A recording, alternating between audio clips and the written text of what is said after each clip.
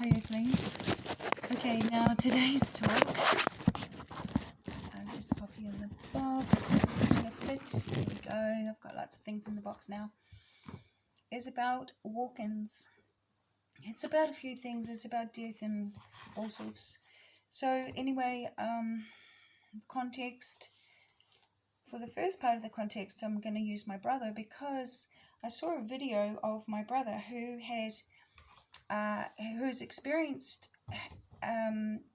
what he thought was a near-death experience. Well, it literally was a near-death experience. He had a near-death experience. He was on the operating table. He had to have a valve put in his heart, and he had an aneurysm in his heart as well. Now, before my brother went into the surgery, he says, Jesus, if you saw a Bible there, and he prayed, he said, Jesus, if you want to take me, this sort of thing. Okay, so in a sense, he made an agreement. Now, I just want to jump in and talk about the walk-ins. So a walk-in is a soul exchange where one soul walks out of the body and the other prearranged soul walks in. The memory of the body's life remains. The exchanged soul can access the memory bank, but has different emotions about it because they are not it is not their experience. So a walk-in occurs when the original soul has made an agreement that it's okay to be taken. My brother says, if you want to take me, Jesus, take me. Now, the leaving soul has experienced illness, some kind of trauma or operation. It could be a coma, could be a car accident. It could be that you're just stuck in a suicidal thing and you're going to try to commit suicide, or lots and lots of things can make the, Jesus take me now, some sort of a thing, or you make that kind of agreement, and the walk-in can come in. Okay, so now without the agreement, the body would die in the bed or on the operating table. During the walk-in, the body undergoes a kind of soul transfer operation undertaken by the higher dimensional surgeons. They need to attach the incoming soul to the body on all levels, including the mental and emotional body. This is considered a very large operation for any body soul to go through. So when my brother had this experience, what he said was, because they flatline your heart and his spirit left his body, his consciousness, and then he was in this white space. So the white space was still in the operating room because he could actually still see his body. The first people that he saw come towards him, or spirit people, is my father and his best friend. Both of them have moved on to the spiritual realm, and they were dressed in brown hoods. Now, 3 blue, he calls them angels, came in. They had blue cloaks, and they started operating on the body. And one of them had a square, and it had a circle inside it, silver, and it was adjusting it and putting it into his body, something about the stomach area and blah blah blah, and the heart, and all this lower body work was going on, and this, he was making this blue hoodie guy was making these adjustments with the blue shiny, the silver square, had a circle in the center, impression, and then he says, okay, yeah, he can go ahead and stitch him up now. Now, my brother felt that it was a dream, and when he came into his physical body, when he awoke from the operation, he thought that he was having a dream, or that he'd had a dream. So later, everyone was like, oh yeah, he might have had an out-of-body experience, and he's sort of learning about it, and he thinks he's had an out-of-body experience. But you know what? It's not him. And I listened to the video once, and then I listened again, and then I listened to another, and then I listened again. I listened and watched and really watched, and that's not my brother. Sounds like my brother, looks like my brother-ish, because you know what? The lower jaw is different. And now when he talks, you see this a lot, these bottom teeth, and that I never saw that before. It's so different. So different. It really stands out to me. And the other thing was, he said something. He was like, after when he was home and stuff, he looked at his hands and he was like, "Whoa, are these my hands? My hands are so young." And that's because the walking is noticing the body. Okay, so an agreement was struck in the higher plane, which allows the body to survive after the original soul is withdrawn and for the next soul to become attached to the body. When the body awakens, it feels like a dream. The walk-in soul recalls all the original memories of the body and feels it is this embodiment. So the walk-in that is, replaced my brother's soul starts to feel everything that the body feels. It's got all the memories and blah, blah, blah. And of course, it's got all the physical sensations and starts to become the body. So the walk-in wasn't born, didn't go through the whole process of coming up through the thing, and I'm not sure how the DNA works, but I'd say it must be from still in the DNA ladder, because it would have to be to merge with your bloodline. So anyway, it says that the walk-in kind of talks the same way, but it changes some habits. Some habits will dissolve, new habits will form. People close to them can tell, so they tend to move away from the previous life friends and family because they don't have those same associations, or because something's different. And honest to God, that is so true. It's common for the walk-in to remember spending time in an altered dimension before waking. And I think that was the white space that my brother was talking about. I just don't know. Is it my brother? It's physically my brother, the physical body of my brother, but the soul is a different soul. Now, honestly, it scared me. But I've had a few experiences that have done the same. Now,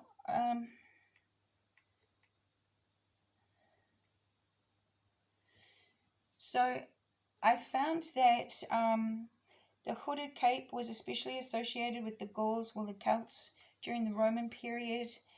The hooded health god was known specifically and may have originated as a Greco-Gaelic with the Galatians. Has a religious significance, still somewhat unclear. Indications that they are carrying shapes that can be seen as eggs and symboling rebirth. I'm telling you. Okay, like I said before, this is not my first experience. Now my brother was like, swoosh, swoosh, swoosh. He could hear the bird spirits making this swooshing sound. Now it says here the hooded spirits figures found in religious sculpture across the Romano-Celtic region from Britain to Pannonia, depicted as cloaked, scurrying figures carved in an almost abstract manner. So I wonder if, this kind of thing's been going on for a long time, but we're just sort of clicking onto it. Anyway, that's what I got for that on here. Oh no, actually I wanted to show you this. Now,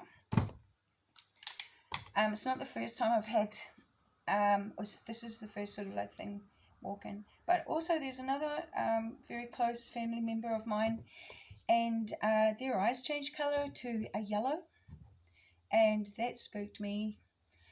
And so instead of having green eyes, now they got like a definite yellow eyes, and that's just like not good. But anyway, the other one is, of course, my daughter, my youngest. So when my daughter was 7, she died, and I was literally screaming.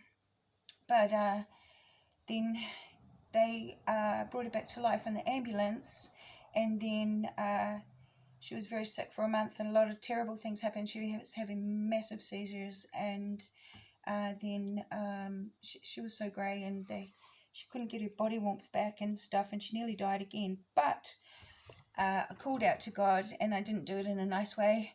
It wasn't like, oh, please, God, save my child.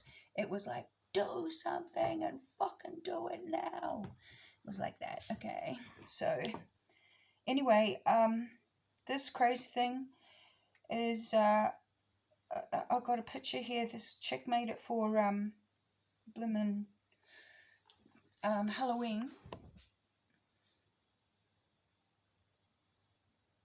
It's called a Dementor, and it comes out of Harry Potter. Now, that is the vision of what I felt cruising up my street the night that my daughter died. Also, the man across the road died, but he permanently died.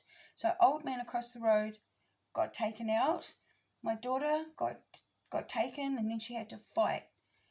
And she would be having seizures in her sleep and stuff like that. It was like Black Dog came and was leading her into this black woods and all this sort of stuff. And she had to cross this, go past this wall, and all these hands were pushing out and trying to grab her, and literally evil things. Death came to show her 100 ways that he could kill me, drop a rock on me, get a spider to bite me, all this different stuff. And my daughter had these terrible, terrible things. She was only 7, and she'd have massive seizures, and it wasn't like her whole body was seizing.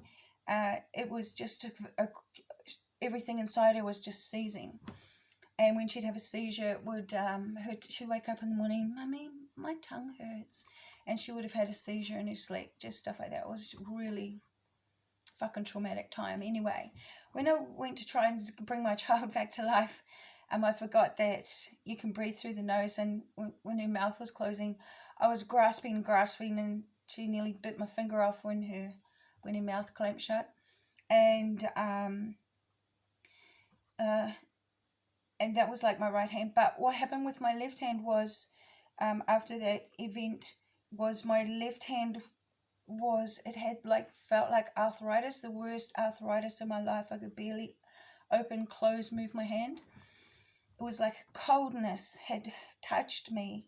Death had touched my hand. Anyway, I did a lot of researching, and back in the day it was library, and I researched the crap out of it, and I was mixing up all these different foods and potions and stuff, and an experiment on myself and an experiment on my child. My child was brought back to life, thank you, Jesus, because when I went outside and I was like, do something, fucking do it now. My daughter, I'd been spending the whole month trying to bring my daughter back to life, and she'd slept with me, and wherever I held her, she was warm, and every other part of her was cold, and I put her in the bath and rub her as full on as I could to warm her up, and we'd go outside into the garden. It was in July. It was cold in New Zealand in July, and she'd sort of like, she'd survive the day, and then when the night came, these big black rings would come under her eyes, and she was always struggling. And would do it again each day. Anyway, this day came, and it was nearly a month, and she was like, Mummy, I'm really tired. And I was like, oh, okay, well, I'll just go, we'll go in, and I'll put you into bed. We were out in the garden, and I knew she was going to die, and I put her into my bed, and I couldn't stay. I ran outside. Now, when I lay my daughter down, and she closed her eyes, in her mind, she said, Jesus, I think I'm dying. That is in her mind, she said that. And I ran out, we're not religious. And I ran outside, and I was just screamed at the heavens. Now, I was sitting on the step, and I was crying.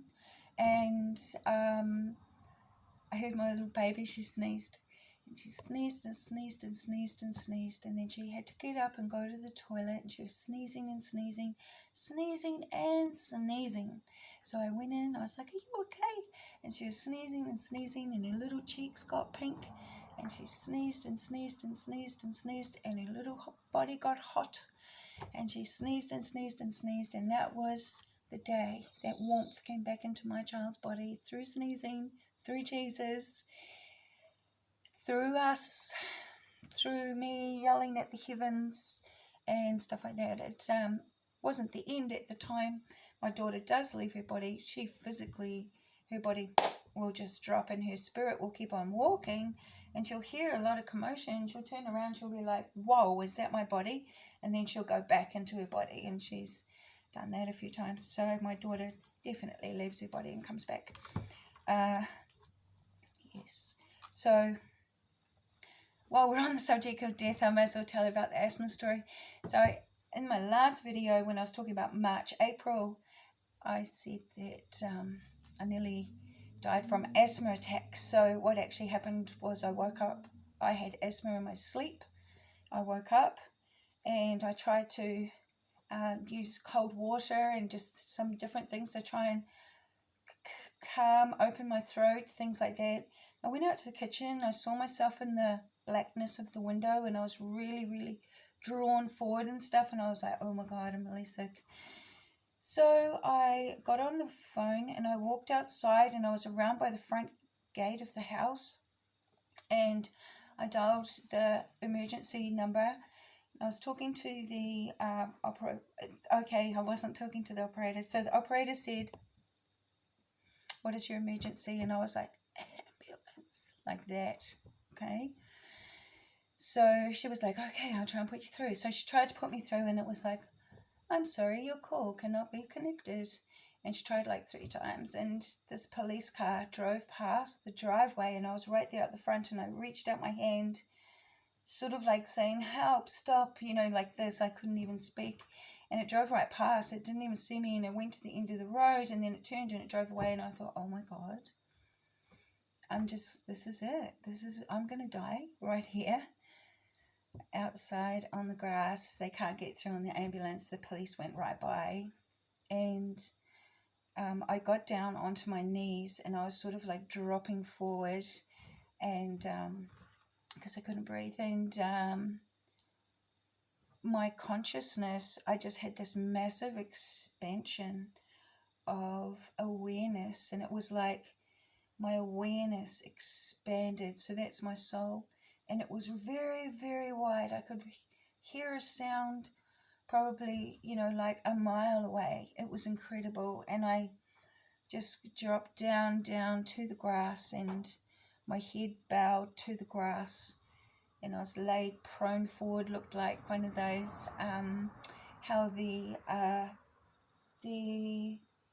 Muslims bow down on their mat when they pray.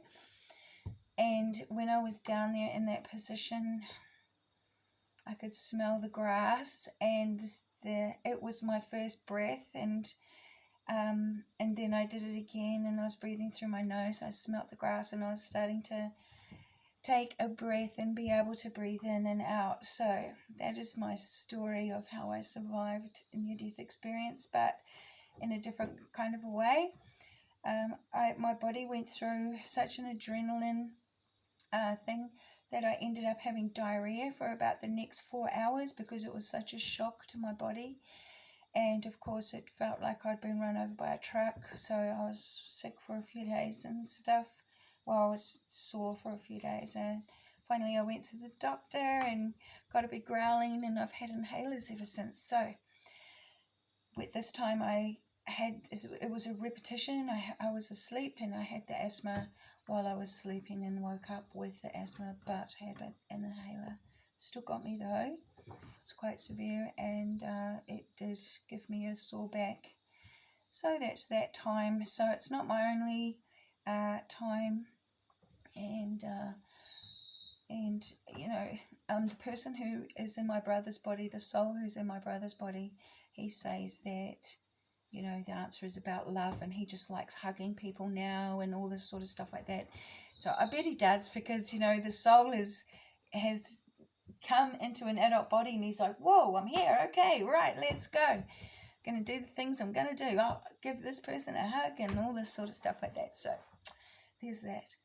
Now also while we're on the subject of all these weird things that are going to be happening or are, and I said about discernments, that, you know, we must use our discernment because we're still going through the battlefield at the moment. Another thing that I wanted to mention, I think I lost it. It was important. Oh, I'm sorry. I lost track because I got stuck when I was looking at the path. What I could say though is we have to trust in our intuition, our inner gut feeling, and our guidance. So even like I said to you when I didn't even know what I was talking about, uh, when someone you love, even if you love them greatly, but you've got to, there's something that's happened or I don't know what, and you're a forgiver. If they're not a forgiver, they haven't forgiven you, and or they're not a forgiver. Okay, it takes a big person to be a true forgiver. Some people are like, it's unforgivable, and they aren't your people. We've got some big things going on, and I want you to be really aware because it's about the evolution of our soul, and we're not going to get captured. Okay, so we're not after this getting our soul captured. We're all for having our soul expansion. Okay, I love you all. I love you so much, and many blessings to every earthling. Remember, our heart, our inner star child is in our heart, and it's all about our conscience. So try to keep your conscience clear. And if you have something on your heart, you can talk. You can talk to the Lord. You can talk to Jesus. He's a really good spirit. And hopefully by now you all know who your Lord is. And I know who mine is, and it's Lord Shiva. And he saved me big time. And I haven't told anyone that story yet because that's my story. Okay, I love you. Ka kite, everyone.